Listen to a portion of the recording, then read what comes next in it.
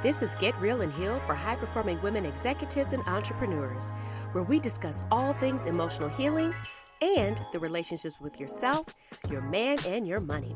I'm your host, Jamila McMallow, wife, mother, certified cognitive behavioral therapy practitioner, mindset and relationship expert with over 20 years coaching and mentoring experience. I know that when you're the one that everyone else leans on, the leader and the trailblazer, it can be difficult to let your guard down, be vulnerable, and tend to your own emotions. So I hope today's discussion will allow you a moment to experience a life-changing realization, perhaps even a transformation. So let's begin and get real and heal.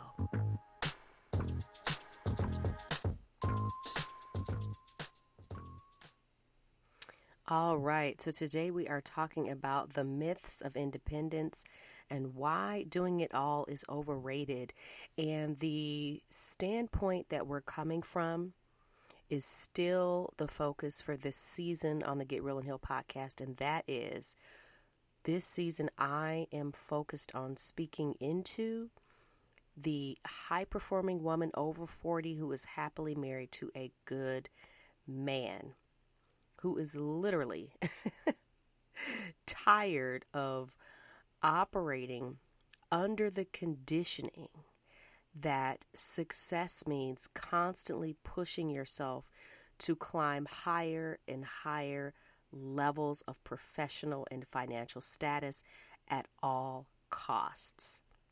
The conditioning that tells us that being a mother and a wife are like garnish on a plate, but they could never be the main dish. The main dish is you focusing on making money, because that is how success has been defined. And I use air quotes because that is how success was defined for many of us. And so this discussion today on the myths of, being independent and trying to do all the things goes right along with this, okay? So one of the things that I know myself, and I'm sure you have been living with for years, is this idea that doing it all is some kind of a badge of honor. Like, wow, you have an amazing business and a great husband and kids, and you're beautiful, and you're just doing all these things, and you wear so many hats, and you just seem to be Superwoman. Meanwhile, back at the ranch, you're overwhelmed, exhausted, and burnout is behind you. Like you're past burnout. You're running on fumes.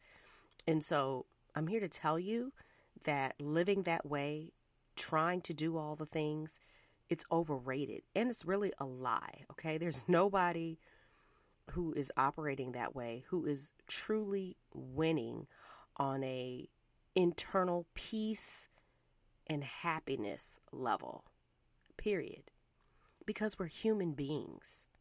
All right, we're not machines, and we're women. The way we're designed is unique and special, and we have been conditioned and taught to operate in a way that does not honor how we are designed. We are taught to operate in a way that does not play into our natural, innate strengths, the things that come easy to us. And so because of that, this myth of being strong and independent is toxic, because what it does is it keeps us isolated, because we're not telling anybody the truth of how we really feel, keeps us disconnected because we feel like we have to always be on and maintain this persona or this image and not show that we're actually falling apart behind closed doors. And it also keeps us overwhelmed because we're trying to do things that one person can't do alone. And even if you have help, you and I both know that you don't trust anybody fully or completely to do anything that you view as your responsibility. Let's be real about that, okay? They might be assisting you, but you're overseeing all the things, making up the instructions, blah, blah, blah. Your brain is still involved, and a lot of your overwhelm and exhaustion is mental. Ask me how I know, okay? So this toxicity of this myth of independence is where it's at. It makes you feel like if you're not doing all of these things, if you're not trying to balance all of these hats and be superwoman, that you're the converse, which is that you are a failure, that you're failing. And so what happens is you get into this cycle of where you're doing too much. You don't feel like you're doing anything at the level of excellence that you really would desire. And so you just end up becoming frustrated with yourself, and you think, oh, if I could just be more productive, or, oh, if I just did this and did that. And it's like, no, have you even stopped yourself to ask the question, should I even be doing all of this? Like, why? Okay. And the drive that we have been instilled with, we have been deceived into believing that that is a pathway to freedom. And it's not. It is a pathway to loneliness, because you never feel like you can truly admit, not even to yourself, how badly you just want to throw in the towel and binge Netflix and chill out and not have anybody talk to you, ask you any questions, read any emails, look at social media. My goodness, can we just, between me, you, and the lamppost, admit that if you didn't have a business, you probably wouldn't be on social media? And if you didn't have a career, you wouldn't be on LinkedIn, okay? So let's be real about all of that. Those things are taxing. And so real freedom comes from allowing yourself to not only receive support, but also recognizing that you don't actually have to do all of the things that you're doing. You can redefine what success looks like for you. And you can take all those hats and all those plates that you're balancing, and you can eliminate all of them, most of them, half of them, but you can get rid of them. There's no rule anywhere that says that you have to do any of those things. As I've mentioned in previous episodes, when you're a happily married woman, you have the blessing of having a good husband, good provider. You're able to operate as a team in a unit. But he can't do more for you than you allow him to do for you. Because if you just continue to try to control everything and just have your hands in every single solitary thing in your lives and don't trust him to just handle it, take care of it, then no, you won't feel free. No, you won't have peace. You won't have any of those things. In fact, one of the blessings that you have of being a happily married woman is you get to lean on your husband. You get to lean into his strength, because his design is unique as well. And his strengths are not your strengths. And his weaknesses are not your weaknesses. So you all balance each other. But if you don't allow him to be there for you, if you don't lean on him, if you don't really lean back and stop just pushing and driving and forcing and trying to make things happen and do all the things, then you are truly going to find yourself not only unhappy, but just unfulfilled and just not being the version of yourself that you truly want to be for the people that you love, your husband, your children. Okay? So in order to break free from this conditioning, in order to break up with this myth, you have to make a powerful decision. It's actually a choice. You have to choose to create the space in your life for much more ease, love, and abundance in your life.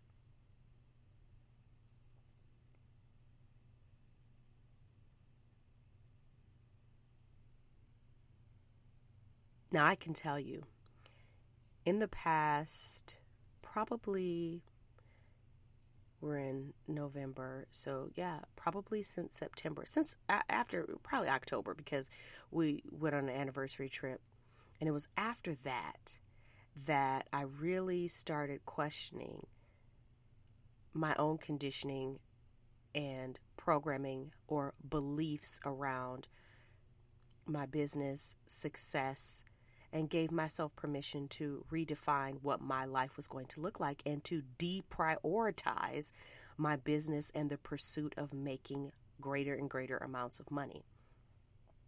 Okay? And let me tell you, you want to talk about freedom? You want to talk about peace? For years I have said, I don't have any hobbies. At the end of the day, I just, watch TV, vegetate, eat some cookies, whatever, chill out, because I am in the season of raising small kids, and I also homeschool my children, or our children, I should say.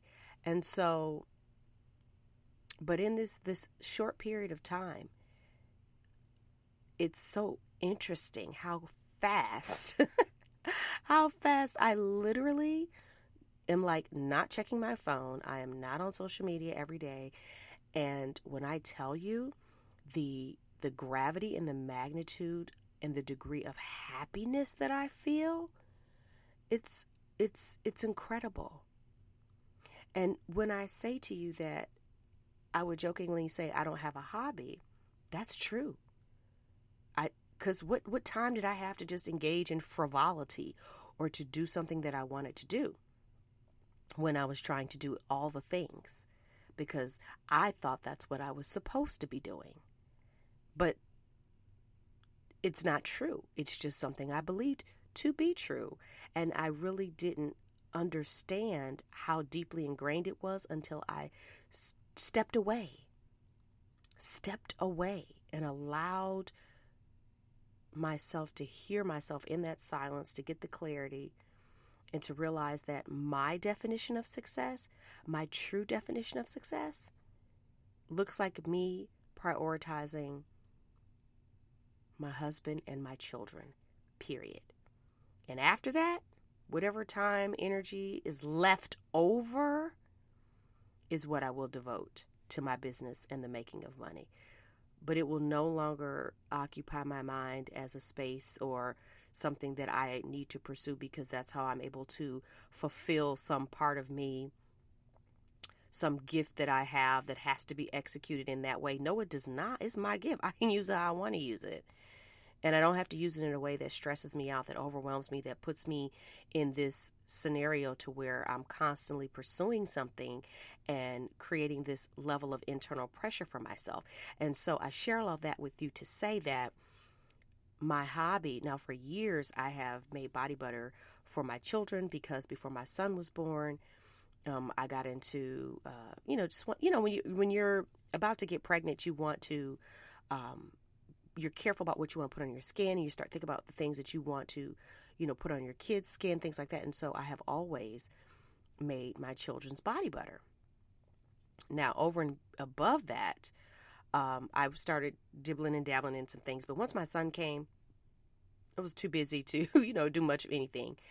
And now that they're older than being babies, they're 7 and 4. And now that I have made this powerful decision and this powerful shift and experienced this tremendous release of this conditioning and this whole entire construct and paradigm around success, now that I have let that go, I have been enjoying jumping feet first into something that I really enjoy. And so I made soap with my kids. It's actually my daughter. She expressed an interest in wanting to make soap because I had gone to a bridal shower and they were giving away little soaps as gifts. And so I got a couple of them, gave one to her, one to my son. And I said, these little soaps, because they were handmade, they were really pretty, had a flower shape, whatever. I said, we can make these. I said, do you have an interest would you like to make soap? And she's like, yeah. And then we started binging videos on YouTube about making soap and bought all the supplies, and we made our first batch earlier last week, I think. And we did that. And then just today, I have a lot of ideas and inspiration, I'll tell you that. But what I've executed so far, is that soap. And then I wanted to create a hair growth serum for myself.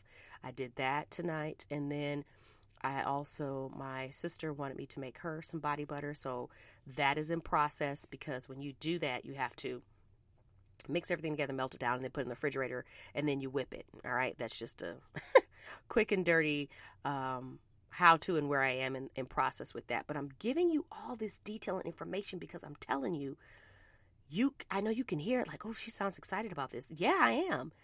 Super fun. Super fun. Now, some people might look at this and go, okay, why is she, geeking out on formulas and percentages and grams and ounces? Because, I don't know about you, but I could have cared less about chemistry when I was in 11th grade. I memorized that information and regurgitated it on the test. But that's really when you start making your own products, it's formulation. And so learning about the ingredients and creating the recipes, that excites me. That's fun. This interest, this hobby, is utilizing mental and emotional bandwidth that previously was unavailable.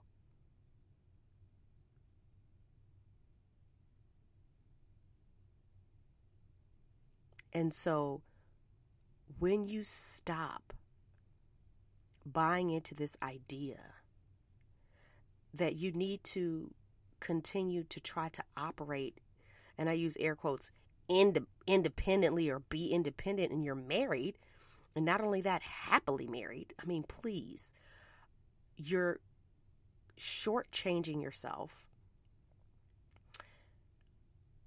on having a completely different experience. What would you be doing if you were not on this relentless path, trying to meet these super high standards or expectations that you set for yourself? What would your life look like if you redefined success and allowed yourself to not do the things that you've been conditioned to believe are the only things that mean you are successful? So I want to give you some homework. I want you to pick one area in your life where you've been holding on to that myth of independence. Maybe it's at home where you feel like you have to manage everything yourself, or maybe it's in your business or your career where you've been really afraid to delegate because you don't want anybody to drop the ball. Wherever it is, I want you to take a step back, get crystal clear about what it is that you actually really truly need to be doing and what you can actually delegate. And then those things that you can delegate and let go of, I want you to either let go, meaning stop doing them altogether, or if they are something that someone else can do for you, allow that person to do for you. Okay? And then I want you to allow yourself to receive that support without feeling guilty. I want you to take a chill pill and relax and not feel like, oh, there's something I got to be doing. I just want you to be able to chill in your mind, not be racing or thinking about the next thing. Now, next week, we're going to be talking about embodying your feminine strength in marriage. And trust me, this is going to be a powerful conversation about how feminine energy can actually strengthen your relationship in ways you never imagined. And I want to tell you, if you've been enjoying the things that I have been discussing with you this season, I want to encourage you to go to my website, coachjamila.com, click on courses, and I'm also going to put the link in the description for this episode. But I want you to step into my Trust Yourself course. Trust yourself, no external validation needed.